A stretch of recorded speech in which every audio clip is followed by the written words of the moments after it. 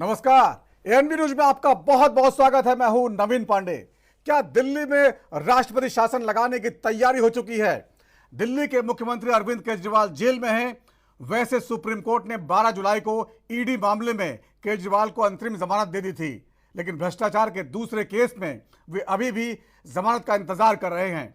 Supreme court ने 5 सितंबर को CBI case में गिरफ्तारी को चुनौती देने वाली उनकी याचिका पर फैसला सुरक्षित रख लिया है और जल्द ही उनकी जमानत हो भी सकती है। लेकिन इस बीच बीजेपी ने दबाव बढ़ा दिया है। बीजेपी का कहना है मुख्यमंत्री अरविंद केजरीवाल के जेल जाने से दिल्ली में संवैधानिक संकट पैदा हो गया है। 30 अगस्त को दिल्ली बीजेपी के विधायक विजेंद्र गुप्ता के नेतृत्व में राष्ट्रपति से मिले और उन्हें ज्ञापन सौंपा। बीजेपी ने अपने ज्ञापन में लिखा है केजरीवाल सरकार को तुरंत बर्खास्त किया जाए क्योंकि मुख्यमंत्री के जेल जाने से दिल्ली में संवैधानिक संकट पैदा हो गया है। राष्ट्रपति सचिवालय ने बीजेपी के ज्ञापन को गृह सचिव के पास भेज दिया है। सचिवालय का कहना है दिल्ली में चल रहे संवैधानिक संकट पर उचित ध्यान देने की जरूरत है। दिल्ली में नेता प्रतिपक्ष और बीजेपी विधायक विजेंद्र गुप्ता ने दिल्ली सरकार को बर्खास्त करने की मांग की थी। मुख्यमंत्री के जेल जाने के बाद इस्तीफा न देने के चलते प्रशासनिक व्यवस्था पूरी तरह से चौपट हो गई है, यह उनका मानना है। दिल्ली सरकार ने एक के बाद एक कई अनियमितताएं की हैं। शराब पॉलिसी, जल बोर्ड वित्तीय अनियमितताएं सहित कई आरोप लगाए गए हैं। शिकायतों पर राष्ट्रपति ने गृह मंत्रालय से संज्ञान लेने के लिए कहा है। अब ऐसे में सवाल उठता है क्या वाकई दिल्ली में विधानसभा चुनाव से पहले राष्ट्रपति शासन लगाया जा सकता है? क्या इससे आम आदमी पार्टी को सहानुभूति का लाभ नहीं मिलेगा या फिर यह केवल दबाव की राजनीति है? इन्हीं सवालों पर चर्चा करेंगे। हमारे साथ कुछ खास मेहमान मौजूद रहेंगे। उससे पहले देख लेते हैं क्या कुछ कहा गया। भारतीय जनता पार्टी का एक ही काम है, चुनी हुई सरकारों को गिराने का काम। भारतीय जनता पार्टी जहां जहां चुनाव नहीं जीतती, विधायकों की खरीद फरोख्त करने की कोशिश करती है, चोर दरवाजे से सरकार बनाने की कोशिश करती है। दिल्ली में भी उन्होंने किया लेकिन सफल नहीं हो पाए। आम आदमी पार्टी के विधायकों को खरीद नहीं पाए, विधायकों को खरीद के सरकार गिरा नहीं पाए। इसलिए अब उन्होंने अपना दूसरा षड्यंत्र शुरू कर दिया है, दिल्ली की चुनी हुई सरकार को गिराने का षड्यंत्र शुरू कर दिया है। लेकिन मैं भारतीय जनता पार्टी को यह बता दूं कि दिल्ली के लोग सब देख रहे हैं। दिल्ली के लोगों को पता है कि अगर उनके लिए कोई एक आदमी काम करता है, उस आदमी का नाम है अरविंद केजरीवाल। अगर उन्हें कोई 24 घंटे फ्री बिजली देता है तो वो अरविंद केजरीवाल देते हैं। अगर उनके बच्चों को अच्छे स्कूल मिलते हैं तो वो अरविंद केजरीवाल की वजह से मिलते हैं। अगर उन्हें मोहल्ला क्लिनिक में फ्री इलाज मिलता है वो अरविंद केजरीवाल जी की वजह से मिलता है। अगर बुजुर्गों को तीर्थ यात्रा जाने का मौका मिलता है तो वो अरविंद केजरीवाल जी की वजह से मिलता है। और अगर भारतीय जनता पार्टी षड्यंत्र रचकर अरविंद केजरीवाल जी की सरकार गिराएंगे तो आने वाले चुनाव में दिल्ली की जनता भारतीय जनता पार्टी को मुंह तोड़ जवाब देगी। आज दिल्ली विधानसभा में 8 विधायक हैं उनके। अगर राष्ट्रपति शासन लगाया तो अगली बार भारतीय जनता पार्टी की 0 सीट आएंगी, ये मैं दावे के साथ कह सकती हूँ। चुनाव टाला जाए। देखिए, चुनाव आज हो, चुनाव फरवरी में हो, चुनाव उसके 2 महीने बाद हो। चुनाव आम आदमी पार्टी ने जीतना है, अरविंद केजरीवाल जी ने जीतना है, क्योंकि दिल्ली के लोग अरविंद केजरीवाल जी से मोहब्बत करते हैं। हमने देखा कि पिछले दिनों केंद्र सरकार लगता है कि उन सबको एक तरह से कंपाइल करके कार्रवाई की जा सकती है, अगर होता है तो। जैसा मैंने कहा, भारतीय जनता पार्टी अगर अरविंद केजरीवाल जी की सरकार गिराने की कोशिश करती है तो दिल्ली की जनता मुंहतोड़ जवाब देगी। उनकी अभी 8 सीटें हैं 70 में से दिल्ली विधानसभा में। चुनाव के बाद उनको 0 सीटें आएंगी, ये मैं दावे के साथ।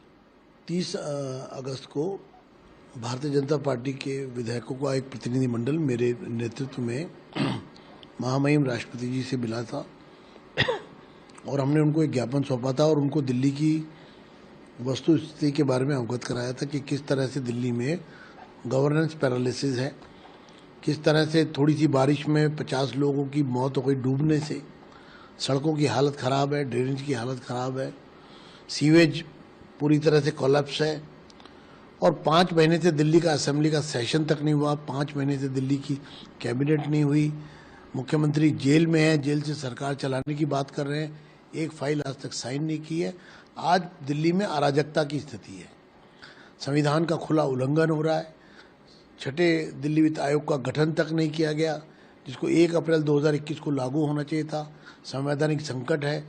सीएजी की 11 रिपोर्ट जो सरकार को मिली लेकिन उसको पब्लिक नहीं किया गया, दिल्ली विधानसभा के सदन के पटल पर नहीं रखा गया, उसको छुपा लिया गया।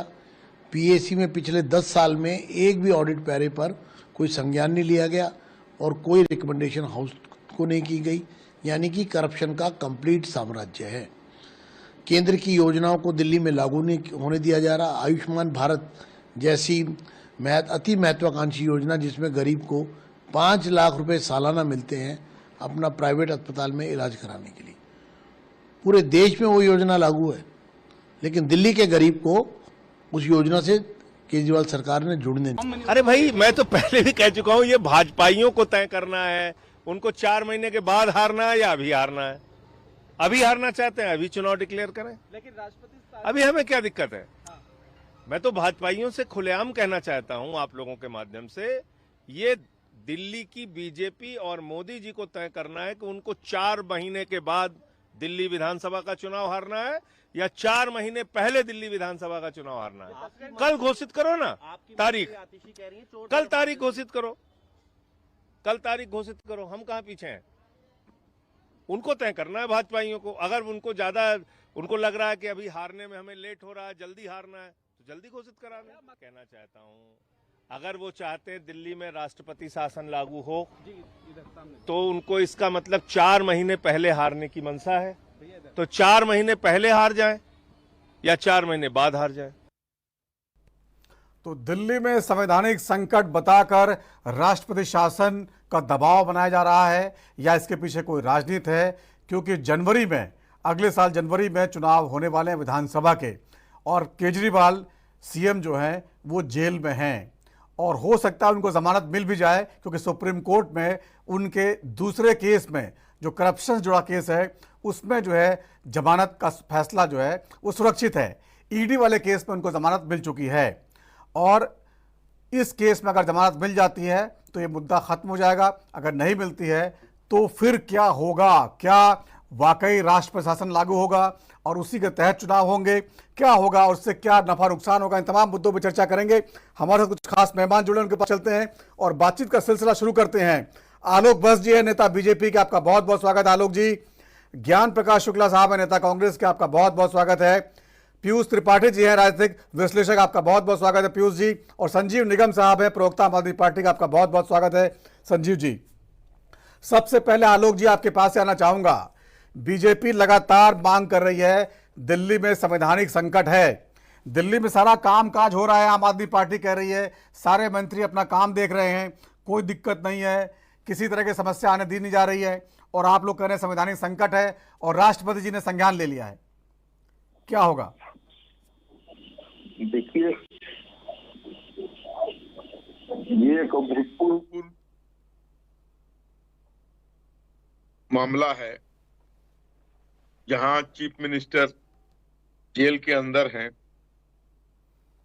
और बहुत बेशर्मी से अपने पद से चिपके हुए। ऐसा और भी राज्यों में हुआ, बिहार में हुआ, लालू यादव ने अपनी पत्नी राबड़ी देवी को चीफ मिनिस्टर बना दिया, शिबू सोरेन ने चंपई सोरेन को बना दिया, नीतीश कुमार ने जीतन मांझी को बना दिया। लेकिन जेल में जाकर और वहां महत्वपूर्ण फाइल, महत्वपूर्ण मीटिंग, दिल्ली जैसे बड़े शहर में रोजमर्रा की अन्य समस्याएं, अधिकारियों को निर्देश देना, अधिकारियों के काम का आकलन करना, अगर सब कुछ ऐसे ही हो जाता तो कोई चीफ मिनिस्टर, प्राइम मिनिस्टर भी कहीं जेल चला जाए और देश चलता रहेगा, मंत्रीगण चलाते रहेंगे देश, तो उनकी तो कोई जरूरत ही नहीं है। ये लोकतंत्र में मूल्यों पर इतना बड़ा तमाचा मार के रखा है इन्होंने। कुछ नहीं तो अपनी पत्नी को बना दीजिए, अगर आपको किसी सहयोगी पर विश्वास नहीं है। हालांकि परंपरा भी कुछ ऐसी है कि जिन लोगों ने सहयोगियों पर विश्वास किया उनको मुंह की खानी पड़ी बाद में। लेकिन दिल्ली एक तरीके से प्रशासनिक तौर से बहुत मामलों में ठप पड़ा हुआ है। तो क्या वाकई आप लोग चाहते हैं कि राष्ट्रीय शासन लगे फिर उसके बाद चुनाव हो? हम तो चाहते हैं कि ये किसी को चीफ मिनिस्टर बना दे, जेल से आएंगे अपना वापस आ जाएंगे अगर बेल मिल गई तो। लेकिन जिस तरीके से चिपके पड़े हैं उससे तो निश्चित तौर पर दिल्ली का बहुत कामकाज ठीक है, चालू रूप से नहीं चल ठीक पा है, रहा है। पूछ लेते हैं आलोक जी। संजीव निगम साहब हैं, प्रवक्ता आम आदमी पार्टी के, हमारे साथ। संजीव जी कह रहे बहुत संवैधानिक संकट खड़ा हो गया, सारे कामकाज ठप पड़े हैं और दिल्ली में चुनाव होने वाले हैं और आप लोग जो है केजरीवाल जी पद से चिपके हुए हैं। आलोक जी ने जो बात अभी कही मैं उससे कतई सहमत नहीं हूँ। उसका कारण मैं बता दूं, जब आम आदमी पार्टी का उदय हुआ, आम आदमी पार्टी किन परिस्थितियों में बनानी पड़ी, इतनी सारी पहले से राजनीतिक पार्टियां थी, सब कामकाज चल रहा था, क्या आवश्यकता थी इस भीड़ में एक नई पार्टी को जन्म देने की? नई पार्टी ने जब जन्म लिया तो उसने नई नई मिसाल कायम की। आप बताइए इससे पहले कब 70 में से 67 सीटें आई, दूसरी बार 62 आई, फिर एक हमने नई मिसाल कायम की। क्या कि ये आपने परंपरा बना रखी थी कि मुख्यमंत्रियों को जेल में बंद करो, फिर उनकी सरकार गिराओ, फिर उनकी पार्टियां तोड़ो। तो ये आपका तरीका नहीं चलने वाला है। यहां पर भी हमारे मुख्यमंत्री महोदय अरविंद केजरीवाल जी ने एक मिसाल कायम की कि नहीं, हम आगे आते हैं। अगर हम भी वही काम करते, इस्तीफा देते, आप हमारी पार्टी को तोड़ते, फिर आप किसी दूसरे राज्य में यही काम करते, फिर किसी तीसरे राज्य में यही काम करते। हमने यहीं पर इसको दिल्ली में ब्रेक लगा दिया, यहीं पर स्टॉप कर दिया कि हम आपके उसमें ट्रैप में फंसने वाले नहीं है, हम आपके बताए हुए तरीके पे चलने वाले नहीं है। अगर आपका अपना तरीका अच्छा होता तो हमको आम आदमी पार्टी बनानी ही नहीं पड़ती। नंबर 1, हम जो कर रहे हैं, हम अपने तरीके से काम कर रहे हैं, लोगों ने पसंद किया। आप बताइए इतनी जल्दी तमाम बड़ी बड़ी राजनीतिक पार्टियां हैं जो 2-2, 3-3 बार मुख्यमंत्री रह चुके लोग, 10 वर्ष के अंदर कौन सी राष्ट्रीय पार्टी बन गई है? आम आदमी पार्टी ने राष्ट्रीय पार्टी का दर्जा प्राप्त किया है। संजीव निगम साहब देखिए, ये आपकी उपलब्धियां हैं, ठीक है, लेकिन इस समय जो है केजरीवाल जी जब नहीं है तो ये सवाल उठाया जा रहा है कि कामकाज जो है असर पड़ रहा है। ये तो आप भी मानेंगे ना असर पड़ रहा, सीएम साहब नहीं है तो? नहीं, देखिए सीएम साहब नहीं है, सीएम साहब से समय समय पर जो है उनके माध्यम है उनसे मिलते रहते हैं, लेकिन जो दूसरे लोग जो हमारे विभागों के प्रमुख हैं, अलग अलग मंत्रीगण हैं, वो तो अपने अपने विभाग का काम देख रहे हैं। और जब कभी आवश्यकता पड़ती है तो जेल में जाते भी हैं, मिलने भी जाते हैं, या सुनीता जी जाती हैं जो मिसेस केजरीवाल जी हैं, तो वो तो कहीं उसमें कोई कम्युनिकेशन गैप नहीं है। अभी ये लोग आप बता दीजिए, हरियाणा में चुनाव हो रहा है, हरियाणा में जो सेशन हुआ है, इनका जो विधानसभा का सत्र होता है, चुनाव अभी हो रहे हैं। बताइए कब हुआ था इससे पहले? 6 महीने साहब वहां भी हो रहे हैं। वहां तो कोई संवैधानिक संकट नहीं है, कराना चाहिए, वहां की सरकार को बर्खास्त कर देना चाहिए हरियाणा की। नहीं तो आप सिर्फ सवाल पे सवाल था। देखिए ये आम आदमी पार्टी के लोग हैं, आम आदमी पार्टी के सिपाही है, कार्यकर्ता है, जो आपसे मोर्चा ले रहे हैं, आपसे बराबर जो है लोहा ले रहे हैं। ये हर एक किसी के बस की बात नहीं है। जो सिर्फ सत्ता के लिए आते हैं वो ऐसा नहीं कर सकते। हमने आमूल परिवर्तन के लिए, बदलाव के लिए देश में एक बीड़ा उठाया है और उसी बीड़ा के तहत हम बराबर जूझ रहे हैं, उससे मुकाबला कर रहे हैं, उससे फाइट कर रहे हैं और हमें पूरा विश्वास है, हमें पूरा भरोसा है, हम इसमें एक दिन सफल होंगे। अच्छा, आज ये मैं देख रहा था कि साहब वो जो विधायक जी हैं भारतीय जनता पार्टी के दिल्ली में, विजेंद्र गुप्ता, हाँ, उन्होंने चिट्ठी लिखी विजेंद्र गुप्ता जी, हाँ विजेंद्र, राष्ट्रीय हमारे राष्ट्रपति महोदया को। फिर उन्होंने, अब आप ये बताइए तो क्या एलजी महोदय क्या कर रहे हैं? अगर संकट कोई था तो एलजी महोदय तो 1 मिनट में इसे नहीं स्विच ऑन करो पंखा चल गया, वो तो वो है उनके पास, वो सही पावर है, वो कर देते, बता देते, कह देते, फटाफट सब कुछ हो जाता। नहीं, वो नहीं कर रहे हैं। अभी कल ही हमारे नेताओं ने बोला दिल्ली में लॉ एंड ऑर्डर की सिचुएशन क्या है? भाई लॉ एंड ऑर्डर पुलिस किसके पास है? केंद्र सरकार के पास है। क्या है दिल्ली में जो राज्य के देश की राजधानी है, वहां किस तरीके की घटनाएं सुनने में आती है? अरे कोई जंगल राज, कोई बिहार है क्या दिल्ली में? आज यहाँ गोली कांड हो गया, कल वहां गोली कांड हो गया, उसको मारा, उसको कभी था। ये है। अगर हम सवाल निशान पैदा करें तो आप इस पर विचार करिए, गृह मंत्रालय को इसमें सोचना चाहिए। ठीक है, आप हमारे काम में दखलंदाजी कर रहे हो, आप अपना काम अपने तरीके से संभालिए ना। ठीक है, कम से कम पुलिस व्यवस्था चुस्त तो रखिए। ठीक है। ज्ञान प्रकाश शुक्ला जी, बीजेपी वाले कह रहे हैं कि आम आदमी पार्टी जब बनी थी उस समय अन्ना जी के साथ रहती थी, करप्शन के खिलाफ आंदोलन किया था, शिवराज जी के सरकार के खिलाफ बहुत बड़ा आंदोलन किया था, करप्ट हैं, और आज वो लालू यादव जी के साथ समझौते में हैं। जाहिर से आप पे भी हैं, तो कहीं ना कहीं जो है ये आरोप लगता है आम आदमी पार्टी पहले जैसी नहीं रही। आप लोगों का क्या कहना है? भारतीय जनता पार्टी के साथ जो रहेगा वो पाक साफ रहेगा, साफ सुथरा रहेगा। भारतीय जनता पार्टी की गलत नीतियों को जो विरोध करेगा वो भ्रष्ट हो जाएगा, वो अपराधी हो जाएगा, वो राष्ट्रद्रोही हो जाएगा। ये भाजपा की अपनी परिभाषा है, अपनी विकसित सोच है। जहाँ तक दिल्ली में जो लीडर अपोजिशन विधानसभा के विजेंद्र गुप्ता जी ने 7 विधायकों के साथ राष्ट्रपति महोदया को एक लेटर ड्राफ्ट किया है कि वहाँ प्रेसिडेंट रूल किया जाए, तो भारतीय जनता पार्टी को अभी से ये पता चल रहा है, उसको लग रहा है कि दिल्ली में लौट के जनादेश से आने वाली नहीं है।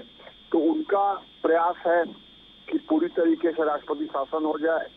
तो चुनाव में जिस तरीके की धांधलियां और सोच रहे हैं उस पर कुछ कदम आगे बढ़ाएं, लेकिन राष्ट्रपति शासन संभव कहाँ है? आप याद करें, सर मुंबई केस में सुप्रीम कोर्ट का डिसीजन आया कि किसी भी सरकार का बहुमत का परीक्षण विधानसभा में होगा, विधानसभा के बाहर नहीं होगा। और ये कौन सी बात है कि 7 एमएलए एलजी से नहीं मिल रहे हैं? इसका मतलब आप एलजी को भी ओवर रूल कर रहे हैं। एलजी पर भी आपका कॉन्फिडेंस नहीं, जबकि एलजी आपके द्वारा नॉमिनेटेड है। आप सीधे राष्ट्रपति भवन का दरवाजा खटखटा रहे हैं। ताजुब है कि एक पूर्व विधायक के भी हस्ताक्षर उसमें हो रहे हैं।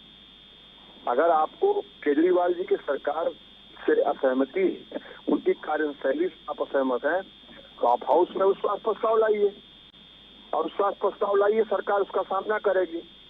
और इस तरीके से स्टंट खड़ा करना, चुनाव 4 महीने बचा है, कि जनता को गुमराह करना, एक आरोप लगाने का मंच तैयार करना, ये असंवैधानिक है, अविधिक है।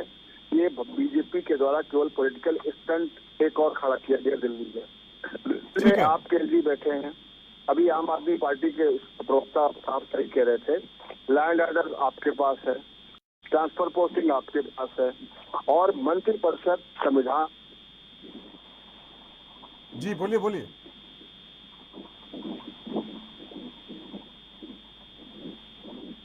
जी ज्ञान प्रकाश जी पूरा कर लीजिए, लगता आवाज चली गई। संजीव पीयूष त्रिपाठी जी, आपने सारी प्रवक्ताओं की बातें सुनी। एक तो ये समझ में नहीं आ रहा है कि चुनाव से ठीक पहले बीजेपी जो है ये वाकई राष्ट्र प्रशासन को लेकर गंभीर है, और अगर ये मान लीजिए लगा भी देते हैं तो ये तो एक तरह से चुनाव से पहले जो है अपने पैर पर कुल्हाड़ी मारने वाली बात होगी, क्योंकि हमदर्दी जो है केजरीवाल जी को मिलेगी और आम आदमी पार्टी चाहेगी ऐसा हो जाए। तो ये लगता तो नहीं बीजेपी ऐसा कुछ करेगी, ये क्या सियासी दांव है क्या? तरीके का ये हुआ है जो इसका समय है, 30 अगस्त को चिट्ठी लिखी जाती है और आज 10 दिन बाद वहां से ये जवाब आता है राष्ट्रपति भवन से, उनके सचिवालय से, कि ये चिट्ठी गृह मंत्रालय को भेज दी गई है।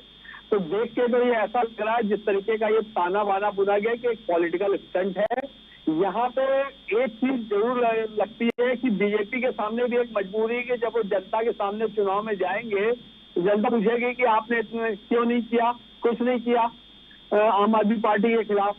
प्रश्न ये भी उठता है कि 9 महीने करीब हो गए केजरीवाल को जेल में गए हुए, तब से लेके अगस्त बीत गया 8 महीने, मतलब इतने दिन के बाद आपको याद आता है कि हमें राष्ट्रपति शासन लगाने के लिए करना चाहिए। अब तक आपने क्यों नहीं किया? और ये सिर्फ एक पॉलिटिकल स्टंट लग रहा है। ऐसा लगता नहीं है कि इसमें जो है राष्ट्रपति शासन लगाने जैसी कोई बात होगी, क्योंकि राष्ट्रपति शासन लगाने के लिए पार्लियामेंट में जाना पड़ेगा, 356 अनुच्छेद की होगी, और अभी ऐसा भाजपा ऐसा करेगी नहीं, क्योंकि उसको पता है कि पार्लियामेंट में इसको करना बड़ा मुश्किल होगा। 356 पे चर्चा कराना है, मतलब 356 लगाना ही मुश्किल होगा। 4 महीने बचे हैं दिल्ली के चुनाव में, फरवरी में चुनाव होना है 2025 में।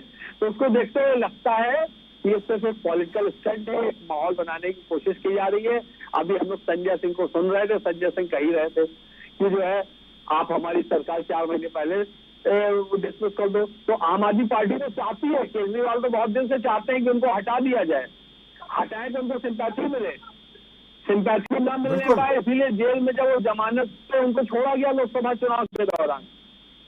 और अब दूसरी जमानत पे फैसला भी सुरक्षित है सुप्रीम कोर्ट में, कुछ दिन में आ जाएगा तो पता चल जाएगा जो भी कोर्ट का निर्णय होता है। तो ये पूरा एक राजनीतिक ताना बाना है जो 4 महीने जो बचे हैं दिल्ली के चुनाव में उसको लेकर बुना जा रहा है, ऐसा मुझे लग रहा है। बिल्कुल बिल्कुल। आलोक बस जी, तो ये ऐसा जो है पैर में कुल्हाड़ी मारने वाला काम आप लोग क्यों करने वाले हैं? जब 4 महीने बचे हैं चुनाव के और आप सरकार गिरा देंगे तो केजरीवाल जी जनता के बीच जाएंगे और कहेंगे देखिए साहब मैं तो अच्छा काम कर रहा था और देखिए जी मेरी सरकार गिरा दी, तो आप लोग को जवाब देना मुश्किल पड़ जाएगा। देखिए, जो हो रहा है वो अलोकतांत्रिक हो रहा है, 4 महीने हो या 14 महीने हो, हम इसकी परवाह नहीं कर रहे। हम जनता के पास जाएंगे तो अपने कार्यों की बदौलत जाएंगे, किसी को गिरा के जीतने की मंशा नहीं रखते हैं। लेकिन जिस तरीके से दिल्ली की सारी व्यवस्था को ठप कर रखा है इन लोग, अभी आपके प्रवक्ता को मैं सुन रहा था, इनके हिसाब से तो चीफ मिनिस्टर की कोई जरूरत ही नहीं है। तो चीफ मिनिस्टर बनाया क्यों आपने? चीफ मिनिस्टर का पद क्यों सृजित हुआ? अगर उसकी कोई आवश्यकता ही नहीं है किसी काम के लिए तो बंद कर दीजिए, हटा दीजिए चीफ मिनिस्टर का पोस्ट। जेल में आप कोई फाइल तो साइन नहीं कर सकते, जेल में आप कोई अधिकारियों की मीटिंग तो नहीं ले सकते, जेल में आप किसी कॉमन आदमी की समस्याएं तो नहीं सुन सकते। जो लोग भी चीफ मिनिस्टर से जाकर अपनी गुहार लगाकर या अपनी बातें रखना चाहते हो वो कहां जाएंगे? डेली मैं समझता हूं 2, 4, 500, 1000 लोग जरूर चीफ मिनिस्टर के ऑफिस में जाते होंगे उनसे मिलने के लिए, अपने कार्यों के लिए। उनके लिए तो कोई जगह नहीं है। तो इसलिए इन बातों का ख्याल नहीं रखिए कि 4 महीने में चुनाव है या 14 महीने में चुनाव है। चुनाव नहीं आलोक बस जी, ये बात आप ठीक कह रहे हैं, ये समस्या है। लेकिन अगर वो जेल में है तो वो क्या कर सकते हैं? के लिए अहम मुद्दा है। वो अगर जेल में है और जमानत का इंतजार कर रहे हैं तो वो क्या कर सकते हैं? इंतजार तो कर सकते हैं, और क्या करेंगे? वो क्या कर सकते हैं? आपके सामने 2-2, 3-3 चीफ मिनिस्टर के साथ ऐसा हो चुका है और उन्होंने इमीडिएटली त्याग पत्र देकर दूसरे किसी को जिस पर भी भरोसा था उसको बना दिया और मामला खत्म हो गया। लेकिन वो कहते हैं आलोक जी कि कोई संवैधानिक जो है ऐसा प्रावधान नहीं है कि मैं जरूरी नहीं है कि मैं इस्तीफा दूं। ये आपकी इस बात से मैं पूर्णतया सहमत हूं जी, कोई ऐसी संवैधानिक बाध्यता नहीं है। ये सुप्रीम कोर्ट ने भी कुछ दिन पहले क्लियर कर दिया था। लेकिन कुछ अपनी भी तो गैरत होनी चाहिए। इतनी शर्मनाक हरकत कर रहे हैं आप कि चीफ मिनिस्टरशिप पर बैठे हुए हैं जेल में के अंदर से, और पूरी दिल्ली की व्यवस्था ठप है। आम आदमी पार्टी के आम लोग दिल्ली के उनसे मिल नहीं सकते हैं। तो ये भी तो ठीक नहीं है लोकतंत्र के लिए। तब तो कोई भी चीफ मिनिस्टर जेल चला जाए, प्राइम मिनिस्टर जेल चला जाए, यथावत चीजें चलती रहेंगी, जरूरत ही नहीं है। फिर सोचना चाहिए। आप किसी को भी चीफ मिनिस्टर बना दीजिए, आपके पास बहुत बड़ी फौज है, बहुत एब्सोल्यूट मेजॉरिटी है, किसी को बना दीजिए, हमें उससे कोई फर्क नहीं पड़ता। ठीक है, कुछ नहीं तो अपनी पत्नी को बना दीजिए जिनको आप रैलियों में भेज रहे हैं यहाँ वहां। संजीव निगम साहब जवाब देना चाह रहे हैं। संजीव निगम साहब कीजिए। संजीव निगम साहब आप जवाब तो देंगे ही, ये बता भी दीजिएगा अगर मान लीजिए केजरीवाल जी की जमानत अभी सुप्रीम कोर्ट मंजूर नहीं करता, हालांकि ऐसा संभावना लग रही है कि मंजूर हो जाएगी, और ये सब सियासी जो है पूरा खड़ा किया जा रहा है, नैतिक दबाव बनाया जा रहा है। मान लीजिए इनको 2-3 साल और रहना पड़ गया जेल में, तब क्या होगा? जी, लेकिन संजीव निगम साहब, छठा वित्त आयोग जो है नहीं बना, ठीक है, अप्रैल से इंतजार कर रहा है, क्या ये समस्या नहीं है? सीएम जो है सीएजी की जो 11 रिपोर्ट्स हैं वो पेश नहीं की गई, ये सब मुद्दा उठ रहा है। क्या ये समस्या नहीं है? पानी का संकट आया, अभी बाढ़ का संकट आया, बहुत सारे संकट हैं, बुजुर्गों के पेंशन का संकट है, चुनाव की तैयारी है, बहुत सारी चीजें हैं जो आपकी पार्टी के बहुत सारे डिसीजन होंगे जो पेंडिंग पड़े होंगे। अगर मान लीजिए मिल जाती जमानत अभी हाल फिलहाल तो कोई दिक्कत नहीं मिलती है तो फिर आप लोगों को सोचना पड़ेगा ना। जो प्रश्न है वो जायज है, लेकिन 10 वर्षों से इनके काम करने का तौर तरीका जो है हम उस तरीके से काम नहीं करेंगे जैसे ये करते हैं। महाराष्ट्र इसका बहुत बढ़िया उदाहरण है, किस तरीके से शिंदे साहब को वहां पर आपने कुर्सी बिठाया है, चलती चलाती बिल्कुल सरकार वहां से बढ़िया थी, तोड़ करके आप उनको वाया गुजरात लेकर के गुवाहाटी गए और आपने सरकार बदल दिया काम। फिर शरद पवार साहब की पार्टी में उनके 2 टुकड़े कर दिए, महाराष्ट्र की जो है उद्धव ठाकरे जी की पार्टी के 2 टुकड़े कर दिए। ये काम करने का तरीका है। आप केंद्र में बैठ करके ये फेडरल स्ट्रक्चर का आप बढ़ा रहे हो, ये संविधान की रक्षा कर रहे हो, क्या तोड़ने फोड़ने का काम कर रहे हो, वो यहाँ पर सफल नहीं होगा कतई। दिल्ली में मैं बहुत स्पष्ट रूप से बता दूं, हम दिल्ली वालों को प्यार करते हैं, दिल्ली वाले अरविंद केजरीवाल जी को प्यार करते हैं, तो उनके काम में कोई दिक्कत नहीं आ रही, कोई दिक्कत नहीं आ रही है। सब बिल्कुल नियम से कायदे से काम हो रहा है। सुप्रीम कोर्ट ने कितनी बार फटकार लगाई कि ये जो है बेल जो है क्या है, एक तरीके से जो जेल है वो अपवाद है, बेल जो है मिलना चाहिए, बेल एक अधिकार है, रूल है, उसमें भी हिलावाली कर रहे हैं। कितने तरीकों से, ये क्या तरीका है कि आपको बेल ना दे, 17 महीनों बाद बेल मिली मनीष जी को। अरविंद केजरीवाल जी की भी बिल्कुल पाइपलाइन पर है, आज ही आना था, पहले अभी जब 5 तारीख को 5 सितंबर को सुनवाई हो रही थी, ये था 10 को आएगा, नहीं आया तो 1 दिन 2 दिन जैसा भी होगा वो वहां से वो आ जाएगा। तो देखिए हम कितना हम लड़ रहे हैं, संघर्ष कर रहे हैं, किसके लिए कर रहे हैं, किसके लिए कर रहे हैं? व्यवस्था परिवर्तन के लिए। आपकी बनाई हुई व्यवस्था आप उस तरीके से नहीं चलेगा जैसा आप चाहोगे कि सारी पार्टियों को तोड़ दे, एक देश एक राज्य और एक पार्टी होगी। आपको यही सोच है ना, एक चुनाव एक पार्टी, वो नहीं होगा। पार्टियां बनेंगी, पार्टियां लोगों के बीच में जाएंगी और ऐसे पार्टियां नहीं बना करती है। पार्टियों में वाकई संघर्ष करना पड़ता है, प्राण न्यौछावर करने पड़ते हैं। तो सारे के सारे लोग हमारे आपने देखा है, कहीं कोई तत्व से मस्त नहीं हुआ, जेल भी होकर के आए बिना किसी दिक्कत के, बिना किसी उसके, और वहां से मजबूत होकर के आए, आपका मुकाबला कर रहे हैं। हम आपको चुनावों में भी परास्त करेंगे और इस तरीके की जो लड़ाइयां है उसमें भी डट के मुकाबला कर रहे हैं, क्योंकि हम जाने जाते हैं किस तरीके से संघर्षों के बाद हमने पार्टी का गठन किया और लड़ रहे हैं, निरंतर लड़ रहे हैं। किस लिए लड़ रहे हैं? तो हम आपके ट्रैप में नहीं फंसेंगे, बिल्कुल नहीं फंसेंगे। और काम दिल्ली वालों का जो है हो रहा है, सारे लोग हैं रिस्पेक्ट। आप अगर पद खत्म करना है तो गवर्नर पद समाप्त कर दीजिए। मनीष जी ने भी बात कही है हमारे यहाँ कि उसको क्या है, वो जो गवर्नर के माध्यम से आप जो है रूल कर रहे हैं या करना चाह रहे हैं, जैसे आपने वहां JNK में भी देखिए 5 साल से आप किस तरीके से वहां पर कर रहे हैं। पहले जो गवर्नर थे वहां के वो क्या कह रहे थे, आप गवर्नर क्या कह रहे हैं, तो ये नहीं चलने वाला है। अरविंद केजरीवाल जी एक बहुत अच्छे व्यक्ति हैं, उन्होंने बहुत पार्टी का जो गठन किया है, तमाम मतलब आसान नहीं है कि उसको चलाना और उसको आगे बढ़ाना। तो हमें विश्वास है कि हम जो है 4 महीने बाद जो चुनाव आने वाले हैं वो बेशक चाहे 4 हफ्ते के अंदर आ जावे, हम तैयार हैं, हम उसमें तैयार हैं, हमें कोई दिक्कत नहीं है। आपको जो करना है आप करते रहिए, लेकिन आपकी ये चालबाजियां दिल्ली में नहीं सक्सेसफुल होने वाली है। आपको दिल्ली में वनवास झेलना ही पड़ेगा जो आप सत्ता का देख रहे हैं इतने वर्षों से, तो वो अभी भी आपका बना रहेगा। वो तभी संभव होगा जब आप बेहतर काम करें। आपने चिट्ठी जो राष्ट्रपति महोदया को लिखी है उसमें एक पॉइंट और जाहिर किया है, आप लोगों ने चर्चा नहीं किया, ये दिल्ली में आयुष्मान वाला जो उनका वो लागू नहीं कर रहे हैं, उसमें क्या है बताइए?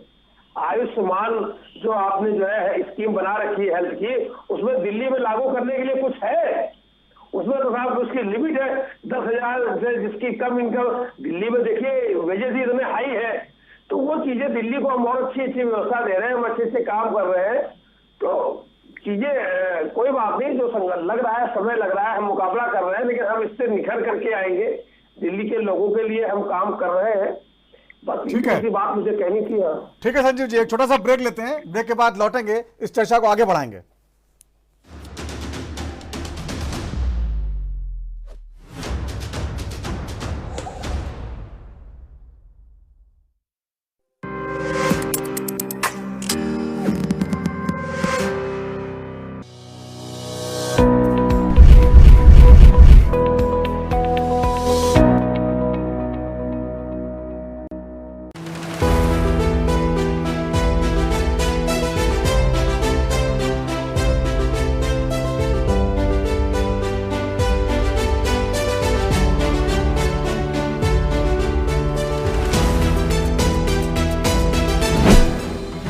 नए भारत का नया उत्तर प्रदेश $1 ट्रिलियन इकोनॉमी बनने की ओर है अग्रसर। स्थानीय उत्पादों को यूपी इंटरनेशनल ट्रेड शो ने दिया है इंटरनेशनल मार्केट।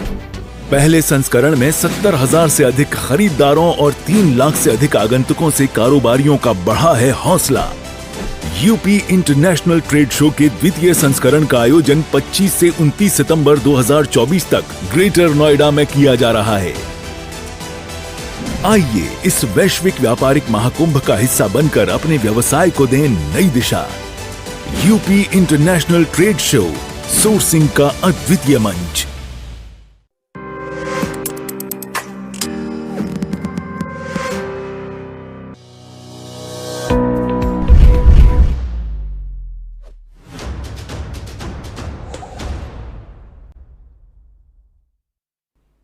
और ब्रेक के बाद राजधर्म में फिर आपका स्वागत है। आज बात कर रहे हैं दिल्ली में जो संवैधानिक संकट की बात की जा रही है। बार बार बीजेपी के विधायक जो सवाल उठा रहे हैं कि संवैधानिक संकट है चूंकि मुख्यमंत्री केजरीवाल जेल में है। हालांकि उनकी जमानत पर फैसला सुप्रीम कोर्ट में पेंडिंग है और कभी भी आ सकता है, लेकिन इस बीच राष्ट्रपति भवन को जो चिट्ठी जो पत्र सौंपा गया था बीजेपी विधायकों की तरफ से, और राष्ट्रपति जी ने उसको गृह मंत्रालय को भेज दिया है। गृह मंत्रालय को भेजकर ये फॉरवर्ड करके ये कहा गया है कि आप देखिए क्या इसमें हो सकता है, यानी कि एक तरह से संज्ञान ले लिया है। अब यहाँ पर एक गंभीरता दिखाई देती है या फिर केवल ये एक सियासी दबाव है, क्योंकि विधानसभा का चुनाव 4-5 महीने बाद दिल्ली में होना है।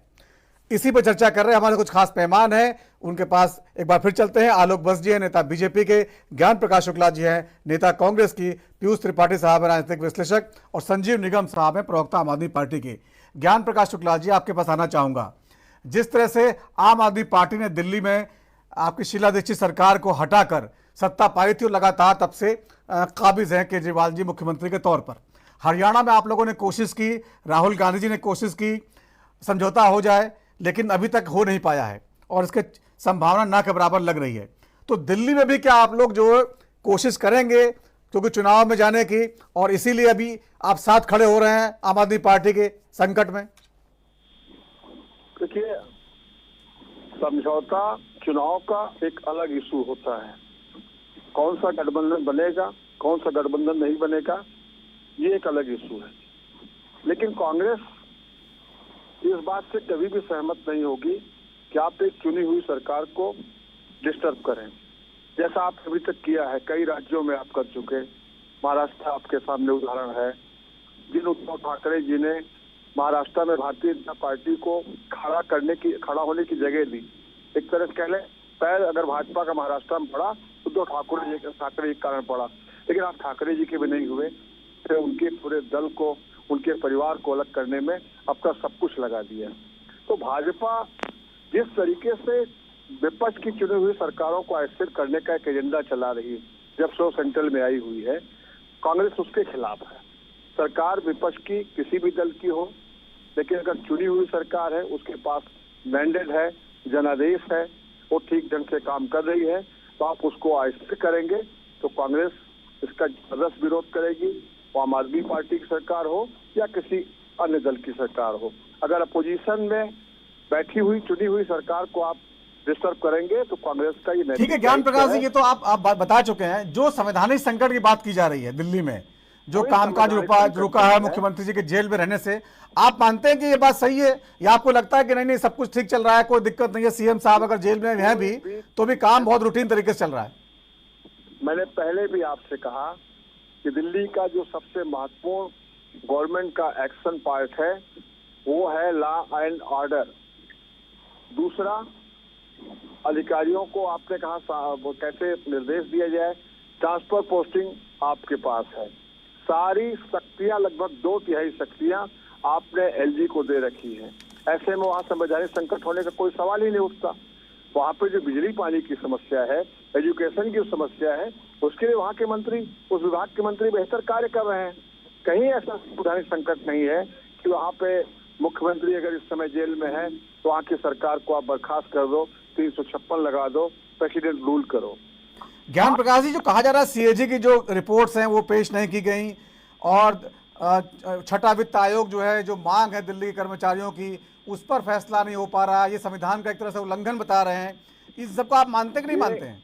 ये ऐसा संवेदनशील दोनों इशू नहीं है कि उसको आज ही डिसाइड नहीं कर लिया जाएगा तो बहुत बड़ा कोई संवैधानिक संकट खड़ा हो जाएगा। बेनिटेबल ये पॉइंट है, इसको सरकार आज कर लेगी, कल कर लेगी, इसमें कोई ऐसी संवैधानिक संकट की स्थिति नहीं आ रही। लेकिन भाजपा के पास फिर कोई इशू नहीं रह गया। खासकर दिल्ली में जिस तरीके से अपराध में बढ़ोतरी हो रही है, अभी नैतिकता की बात कर रहे थे, आप कौन होते हैं एडवाइस करने वाले कि वो अपनी पत्नी को चीफ मिनिस्टर बना दें या अपने किसी सहयोगी को चीफ मिनिस्टर बना दें? ये एडवाइस तो देना आपके लिए पॉसिबल नहीं है, आपको देनी भी नहीं चाहिए। और आप कह रहे हो कि नैतिकता होनी चाहिए। क्षमा करिएगा, गुजरात में 30 स्टेट सरकार ने एक, मैं नाम नहीं लूंगा, किसी को भगोड़ा घोषित किया और आपने उसको भारत सरकार के भारी भरकम मंत्री बना रखा है। वहां नैतिकता भारतीय जनता पार्टी कहाँ चली जाती? वहां पर ज्ञान प्रकाश जी, बहुत पुरानी बात हो गई और कोर्ट से उनको राहत मिल गई थी। कोर्ट से उनको सारे आरोप जो है वो इसको बार बार उठाना ठीक नहीं है ना। तो मैं विश्वास करता हूँ, दिल्ली के लोग विश्वास करते हैं कि केजरीवाल जी पे जो आरोप लगाए गए हैं, निसंदेह उससे वो ससम्मान बरी होंगे एक दिन। और ये जो भारतीय जनता पार्टी एजेंसी का दुरुपयोग कर रखा है, जो उसे कैप्चर कर रखा है सीबीआई को, ईडी को, तमाम आर्थिक संस्थानों को, ये उसके द्वारा गढ़े हुए आरोप है जो केजरीवाल जी उसको फेस कर रहे हैं, आम आदमी पार्टी की सरकार फेस कर रही। 2-2 बार 3-3 बार कोई सरकार आ रही, मुख्यमंत्री इलेक्ट किया जा रहा है, पूरे देश के कई हिस्सों में आम आदमी पार्टी के सांसद चुने जा रहे हैं, राज्यसभा में उसका प्रतिनिधित्व है जो देश का सर्वोच्च सदन है, और आप कह रहे हैं कि वो इसलिए बेईमान है कि वो आपके साथ अब नहीं है। अब नीतीश जी पवित्र हो गए बिहार में आपके लिए। यही अमित शाह जी बोले थे ना कि मेरे लिए भारतीय जनता पार्टी के लिए तेलुगु देशम में हो गया, उनके लिए नायडू साहब के लिए, चंद्रबाबू जी के लिए। अब आप उनको माल्यार्पण कर रहे हैं, गले लगा रहे हैं। अब नीतीश जी बहुत साफ हो गए, गंगा जल की तरह धुल के पवित्र हो गए। तो भाई ये कौन सी पॉलिसी आपने अडॉप्ट कर रखी है कि जो भारतीय जनता पार्टी का अंग बन जाएगा, सहयोगी बन जाएगा, वो साफ सुथरा हो जाएगा, और जो आपकी नीतियों से लड़ेगा, डेमोक्रेटिक सिस्टम को आप चोट पहुंचाओगे, उसके खिलाफ आवाज उठाएगा, तो आप उसको जेल भेज दोगे। तो जेल तो आप इस समय सबको भेज रहे हो, जर्नलिस्ट को भेज रहे हो, थिंकर्स को भेज रहे हो, पॉलिटिकल लीडर्स को भेज रहे हो। इस समय आप इस तरीके सत्ता का दुरुपयोग कर रहे हैं। अभी भी आपके समझ में नहीं आ रहा है कि इस बार का मैंडेट सेंट्रल में भी आपके साथ नहीं रह गया। नैतिकता की अगर आप बात करेंगे तो फिर 240 पे आपको सरकार नहीं बनानी थी दिल्ली में बैठ करके। वहां पर आपको नैतिकता, और राष्ट्रपति महोदय ने ऐसा कोई भी निर्देश नहीं दिया है जो भाजपा भ्रम फैला रही। राष्ट्रपति भवन में आप पत्र भेजेंगे, राष्ट्रपति महोदय के पास पत्र जाएगा, संवैधानिक रूप से उस देश के संवैधानिक प्रमुख हैं, उन्होंने गृह मंत्रालय को संदर्भित कर दिया। तो गृह मंत्रालय को संदर्भित कर दिया तो गृह मंत्रालय उसकी समीक्षा उस पत्र की करे। 7 भारतीय जनता पार्टी के विधायक लिख के दे देंगे, एक चुनी हुई सरकार को आप बर्खास्त कर देंगे, संभव नहीं है। तो आपके हिसाब से ये इसके पीछे क्या रणनीति है बीजेपी की, जो है राष्ट्रपति को पत्र देना और उसके बाद गृह मंत्रालय को भेजाना, क्या क्या लगता है आपको? केवल चुनाव में दिल्ली विधानसभा का जो 4 महीने बाद चुनाव होना है, उसमें भारतीय जनता पार्टी के पास कोई मुद्दा जनता के बीच में ले जाने के लिए है ही नहीं।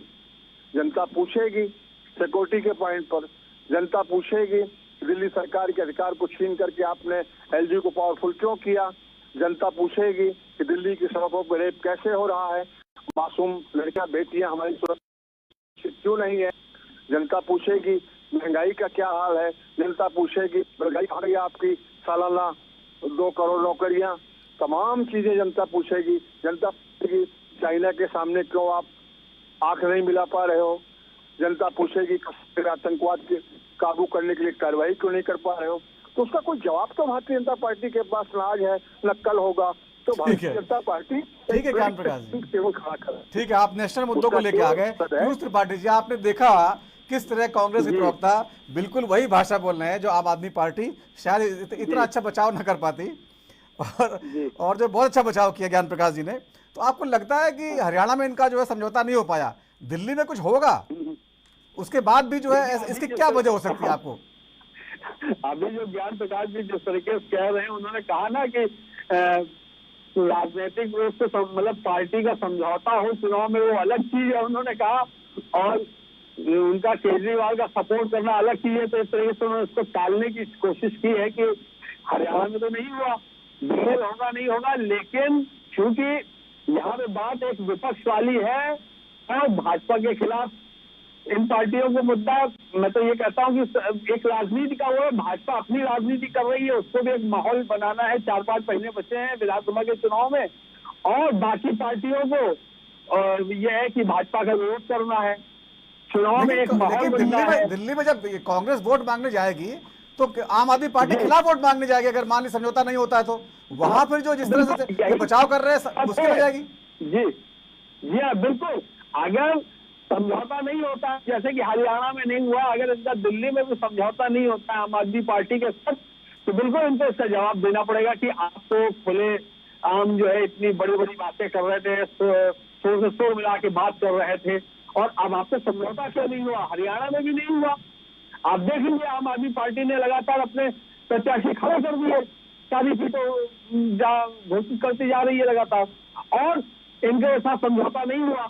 लेकिन इस बात को अभी ये लोग वो नहीं करना चाहते। इनका भी है कि इन्हें भी एक मुद्दा मिल गया है, बीजेपी ने भी इनको एक मुद्दा दे दिया है राष्ट्रपति शासन का, जबकि ये जान लीजिए कि ऐसा कुछ नहीं होने आने वाला है। तमाम विशेषज्ञों से मैंने भी आज बात की है, कई जगह देखा, सुना, पढ़ा, बात की कि ऐसा कुछ नहीं होने वाला है, राष्ट्रपति शासन ही लगने जा रहा है, ना के बराबर संभावना है।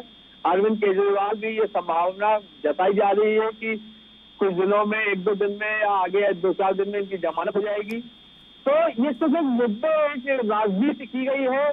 और आप ये टाइमिंग देखिए, 30 अगस्त को लेटर लिखा गया, एक 8-10 दिन पहले, एकदम जब चुनाव के मुहाने पे लोग आ गए हैं, तो उधर आम आदमी पार्टी को मुद्दा मिल गया है। वो कह रही है कि भैया चुनाव 4 महीने पहले करा लो, और उधर बीजेपी कह रही है कि तमाम जो है उसको ये मुद्दा कि संवैधानिक संकट के तरीके से बोले कि साहब सीएजी का वो नहीं हुआ इतने साल से, और दूसरा ये कि पेंशन का मुद्दा लगता है, वेतन आयोग का मुद्दा लगता है। ये जो कह रहे हैं कि वेतन आयोग या सीएजी ये मात्र मुद्दे नहीं है, क्यों नहीं है? तो लटके तो है ना, आखिर क्यों लटकने चाहिए? और ये मानना पड़ेगा सबको कि एक चीफ मिनिस्टर, चुना हुआ चीफ मिनिस्टर, जो सरकार का मुखिया होता है, जेल में है तो सरकार के काम पे फर्क पड़ेगा। जब हेड ऑफ द किसी भी इंस्टीट्यूशन का हेड अगर बाहर है तो उस इंस्टीट्यूशन के काम पे फर्क पड़ता है, इसको माना जाए या ना माना जाए। तो पीयूष जी, क्या हरियाणा चुनाव से कोई संबंध हो सकता है? इस तरह की जो गतिविधि चलाई गई 10 दिन बाद जो लेटर जारी किया गया, वहां कोई हो सकता है? हरियाणा चुनाव से हो सकता है कि कांग्रेस कैसे जवाब दे, वहां पे अब जाके भाजपा कहेगी ना कि हाँ आपका समझौता तो हुआ नहीं, और आप वहां आम आदमी पार्टी का बड़ा समर्थन करते घूम रहे हो।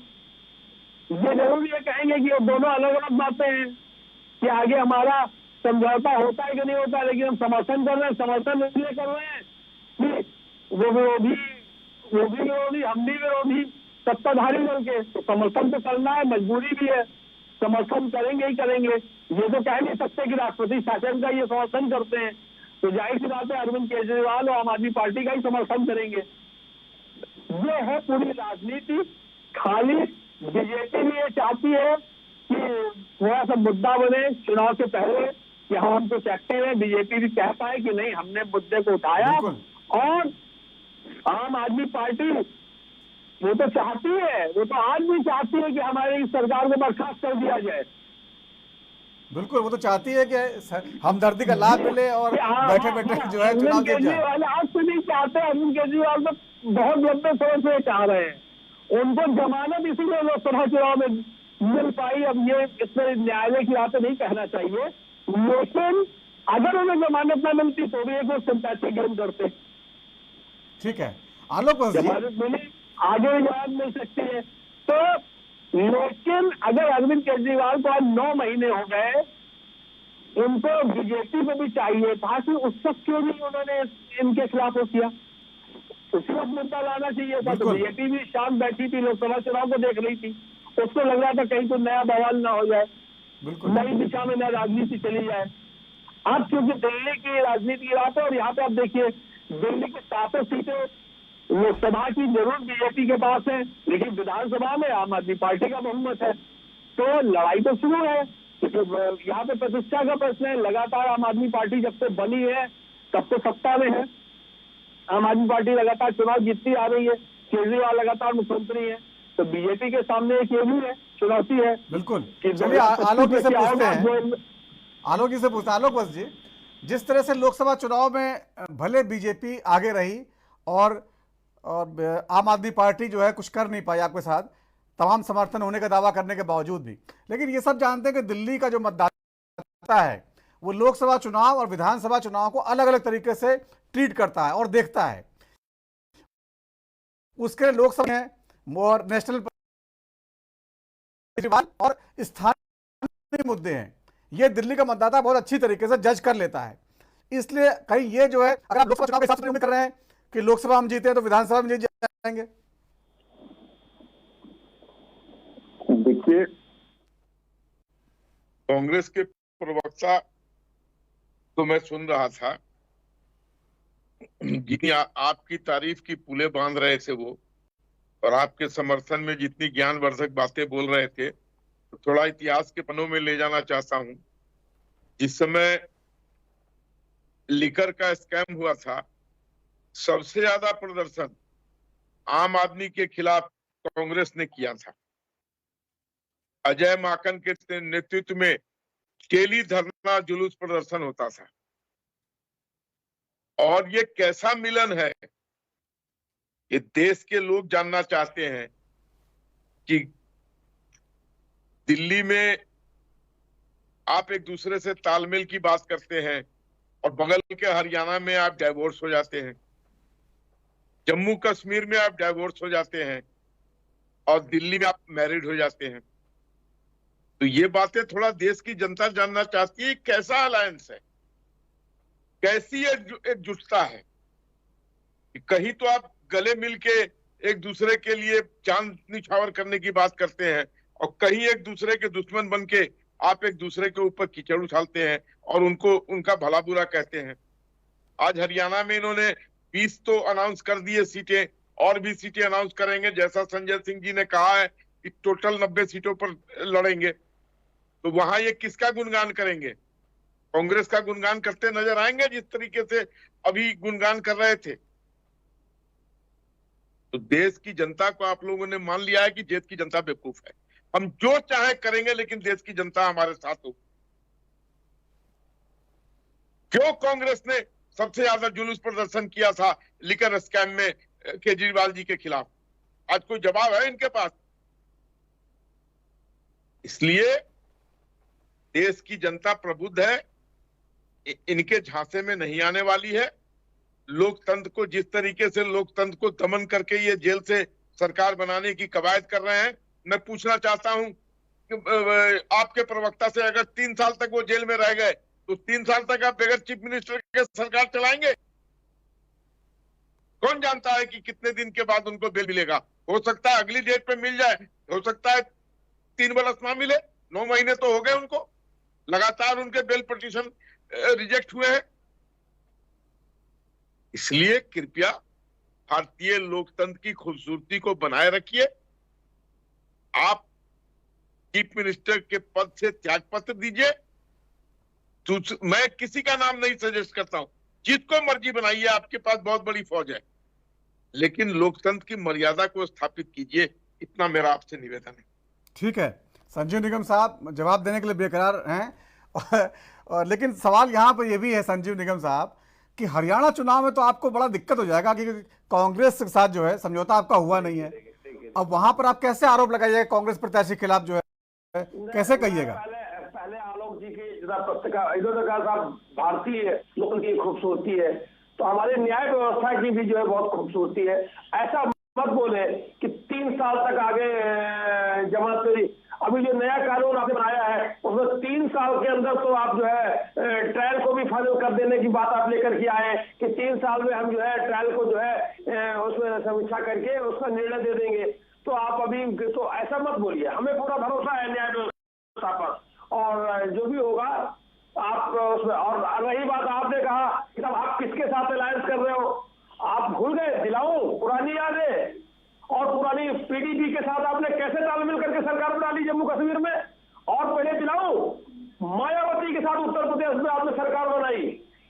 साल के रूप में, और जब मायावती ने सरकार चलाई 2.5 साल, उसके बाद में लालजी टंडन को बोला लालजी टंडन कैसे। तो ये सब आपका हमें सब मालूम है, मैं आपसे नहीं देख रहा हूँ, बहुत पुरानी आपके सब करतूतों पर नजर रखता हूँ और मुझे मालूम है, तो ऐसा मत बोले। अब रही बात आम आदमी पार्टी जो अभी मुझे हरियाणा में, ठीक है, हरियाणा में हम एक इंडिया जो ब्लॉक है उसके हम एक मेंबर है, तो राहुल गांधी जी का प्रपोजल था, उस पर विचार किया गया, बातें की गई, 2-4 दिन बाद, अब उसमें कोई बात नहीं बना तो कोई बात नहीं उसमें, लेकिन हमने एक धर्म निभाने का प्रयास किया, इन्होंने भी किया कि कैसे कैसे उसमें हो, नई बात बनी तो कोई बात नहीं, वो भी एक राष्ट्रीय दल है, हम भी एक राष्ट्रीय दल है, हम अपने तरीके से जो है मैदान में है।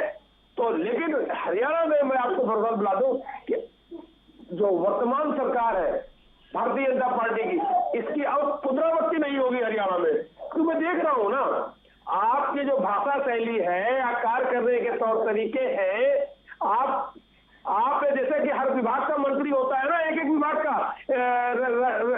डिफेंस है, एक्सटर्नल अफेयर्स है, वैसे आपने क्या किए, ऐसे मंत्री बना रखे।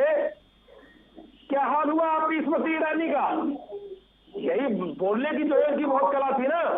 अभी हमने कंगना जी को आपने जो रनौत जी को बोल रखा है कि किसानों के बारे में, किसानों का अपमान कर रही है, तो आप जो है सबका अपमान करोगे, सबको तोड़ोगे और आप कहोगे साहब लोग हमको पूछेंगे, तो जनता सब जान रही है, जनता समझ रही है, पढ़ी लिखी जनता है, तो आपको इस बार जवाब देने के लिए बैठी हुई है कि भारतीय जनता पार्टी को वहां तो खड़ा छिना है।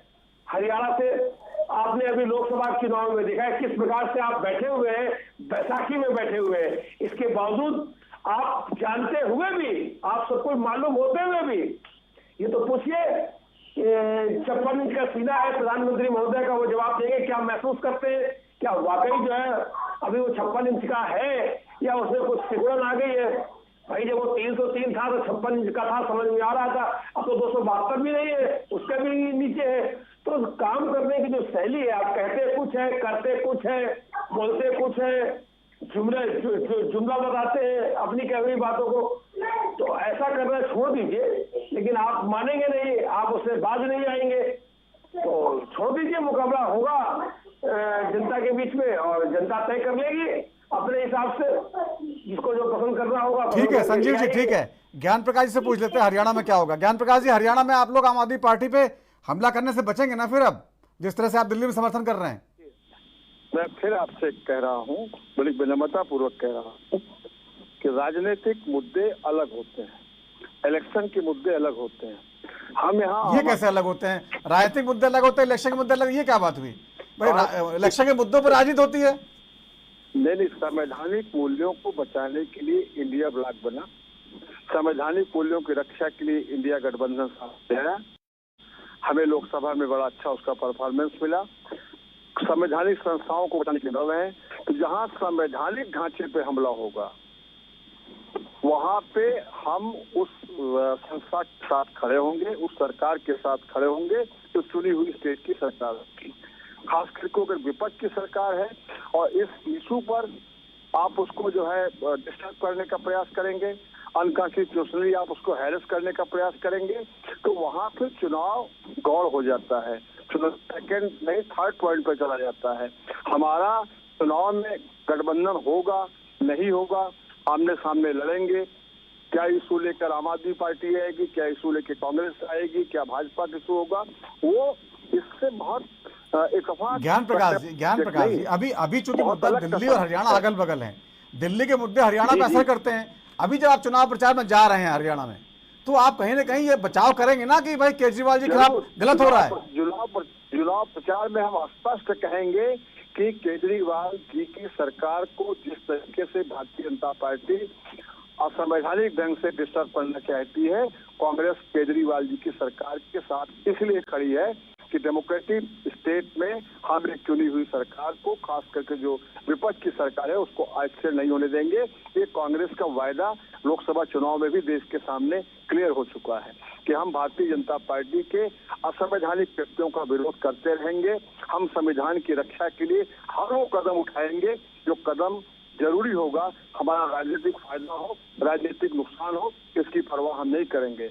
राहुल गांधी जी ने भी कई बार क्लियर स्टैंड देश के सामने रख दिया है कि हम सरकार के लिए संघर्ष नहीं कर रहे हैं, सत्ता में आने के लिए संघर्ष नहीं कर रहे हैं। सत्ता में राहुल जी को आना होता, यूपीए गवर्नमेंट प्रधानमंत्री हो गए होते। हमारा इशू इस समय जो है कि भारतीय जनता पार्टी के असंवैधानिक कृत्यों का जबरदस्त विरोध संसद से लेकर सड़क तक होगा। जिस भी फोरम की आवश्यकता होगी उस फोरम पे हम सरकार की तानाशाही के खिलाफ बोलेंगे। हम इस सरकार की उन सभी हरकतों के खिलाफ खड़े होंगे जिससे लोकतंत्र कहीं से कमजोर दिखेगा। डेमोक्रेटिक स्टेट को हम कहीं से कमजोर नहीं होने देंगे।